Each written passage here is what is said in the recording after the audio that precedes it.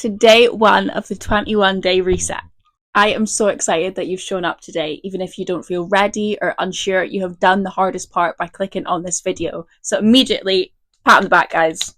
Well done. This is huge. Stick with me for the next 21 days and your life could literally change forever. Today is where we start to change everything. So say goodbye to the version of you that woke up this morning, because we are never choosing to be her again. The next few weeks are going to be hard. They're going to feel uncomfortable. Some days you won't want to show up, but you've already made the commitment to buy this course, to be here today. So just stick with me and together we can do this. They'll be deep and real, and maybe some things might hit too close to home, but they will shift how you see yourself and how you live your life forever. Today, I want you to understand why you are the way you are and be able to give yourself some grace. I want you to walk away from today's lesson knowing that you are not broken and you are certainly not a lost cause. You are simply just a product of how your brain has been wired. So let's get into it. What I mean by wired is that everything you feel, every habit you've gained is all a result of what you've been through in your life.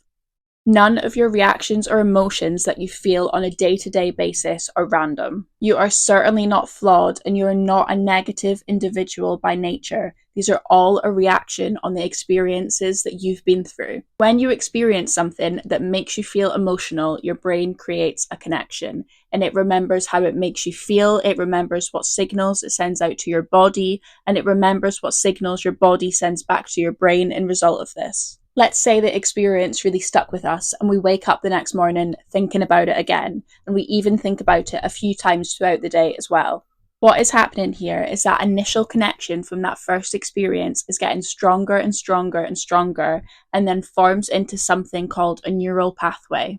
And the more this pathway is used, the quicker and faster it becomes your brain's default setting. So perhaps years ago, or even as a child, somebody made a comment about your body or any kind of negative comment regarding your appearance. It could have been as simple as, "You look tired," or "Have you gained weight?" Just something that made you feel exposed, embarrassed, humiliated. You would have thought about it often or every time you caught a glimpse of yourself. This builds and strengthens a pathway that links mirrors and photos with thoughts of self-criticism. And you carried that all through your life, all through your teen years, and now even as an adult, when you see yourself, your brain automatically scans for flaws. Another example could be you once got laughed at when you made a silly mistake. You gave a silly answer back in school, or you made a dumb mistake on your first day at work. Something that just made you feel embarrassed and left thinking, "God, how could I be so stupid?" And you replayed it over and over. Maybe each time you even felt your face go more and more red the more you replayed it. So now your brain naturally avoids trying new things or doing things in front of other people to prevent that same feeling ever happening again. Or maybe back when you were in the playground, you told a friend that you thought you could trust a little secret. Maybe you told them who your crush was that week, only to find out not even an hour later, everyone in your class knows, including the boy himself. You felt betrayed and exposed, and people teased you about it for weeks, but ever since, now your brain automatically assumes that people are talking about you behind your back. You most likely aren't going to remember the exact scenario that caused all of these negative thought patterns to come about, but it's just important that you know now your brain is not out to get you. It's literally just reacting in a way that you've trained it to for years. You have been feeding the anxiety, shame, fear pathways in your brain for years, whether you've been aware of it or not. And for years, these neural pathways are what have been keeping you stuck. But now I'm making you aware of it. Managing them is going to be your ticket out of here. Unfortunately, the neural pathways that we have can't just be ignored. We can't just give them the silent treatment and pretend like they don't exist. Instead, we must create new pathways, feed them, strengthen them, and that is the only way to minimize the negative ones that we currently have. So instead of trying to convince yourself that your anxiety just isn't there, you're going to have to focus on being confident, feeling loved, feeling like you do belong in every room that you walk into. And unfortunately, it's not just a one and done thing. We can't just wake up one day and preach, "I am confident." It has to be in the repetition for them neural pathways to become our new default. There's a theory called competitive wiring by clinician and life coach Ian Cleary. And he explains that when you have a thought such as, "I always mess everything up," that strengthens that as a belief. But if you were to replace that thought with, "I learn and improve with every experience," or "I try my hardest and mistakes are a part of growth," then that strengthens that as a new belief. And just like any other muscle, the more you use it, the stronger that it gets. And eventually, the new circuit competes and overrides with the old one. And that is competitive wiring. That is literally rewiring your brain. So you're not going to kill the sadness just by pretending that it's not there. You just have to practice confidence, love, peace, and abundance so much that that sadness doesn't stand a chance. You've been pouring water on the I'm not good enough seed for years. Today we stop watering it and choose to grow something else instead. Today, I want you to notice every single negative thought that you have about yourself and make a note of it in your phone. And then tonight, I want you to go through and rewrite an opposing belief for every single one of them. If you noted down that you feel ugly, you feel fat, you don't feel worthy, I want you to change that to I'm beautiful, I'm learning to love my body, and I do belong in any room that I walk into. You don't need to believe it, you just need to feed it to your brain, because your subconscious mind, the part of you that's been running off autopilot all of these years, does not know the difference between what's true and what's not. Your brain doesn't think you're ugly because you actually are ugly. It's just because that's what you've been telling it for years and years and years. You can convince yourself of how happy, confident, and beautiful you are, even if you don't feel it yet. Because when your subconscious mind does start thinking that, your conscious mind will start catching up. And do not panic thinking you've spent your whole life being this negative person and it's going to take another 20 or 30 years to undo it all.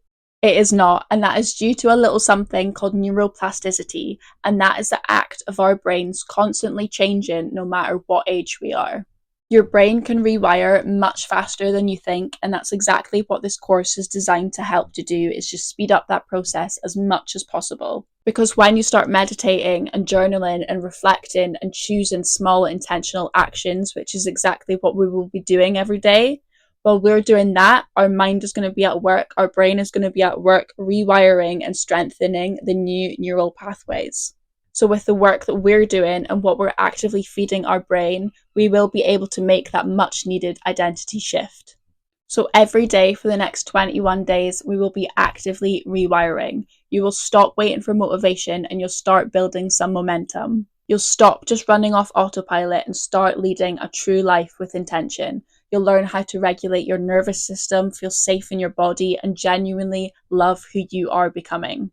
Now, I have paired every single day up with a case study, and these are all based off normal people just like me and you who have used the tools and strategies that you will be learning in this course to either completely heal themselves or just step into a new identity and live their dream life. Now, today's is a little bit of an extreme case, but it's just too good not to share, because Dr. Joe Dispenza's story is just absolutely incredible. Because at just 24, Joe was competing in a triathlon, and during the cycling segment, he got into an accident and got struck by two vehicles, one of them being a lorry where he got dragged along. He broke 6 vertebrae, and I'm sure you won't be surprised to hear he was told by medical professionals that he would never walk again. Now, at this time, Dispenza did have a slight background in neuroscience and the power of your thoughts and meditation, so he took a huge risk in rejecting any form of surgery. Dispenza took things into his own hands and got to work immediately. He spent hours a day meditating and literally envisioning his spine rebuilding itself. Now, it's important to know that Dispenza wasn't in some monk-like state where he could sit with no thoughts for hours. He was being told by medical professionals of how stupid and naive he was being. Of course, he would get these thoughts of, oh my God, how am I going to cope in a wheelchair for the rest of my life? What am I going to do for work? I'm going to have to sell my home. But anytime he was interrupted by these thoughts, he would simply notice them, stop, and begin his meditation again. Now, it took weeks for Joe to perform a meditation without having to restart it, but finally he did it. Now, he's not some mystical man that can perform supernatural spells. He just shows that with the power of focused intention, absolutely anything is possible, because within just 10 weeks, Joe was working again. Within 12 weeks, he was back working with clients, and to this day has suffered no back pain since. Okay, I'm going to end day 1 here, but I hope you've learned a little something about yourself today, and I hope you feel even more inspired and excited about your own healing transformation journey. Well done again for showing up today. I know it wasn't easy. I know it was hard, but you've done it and I am so proud of you. And I'll see you tomorrow for day 2. Bye.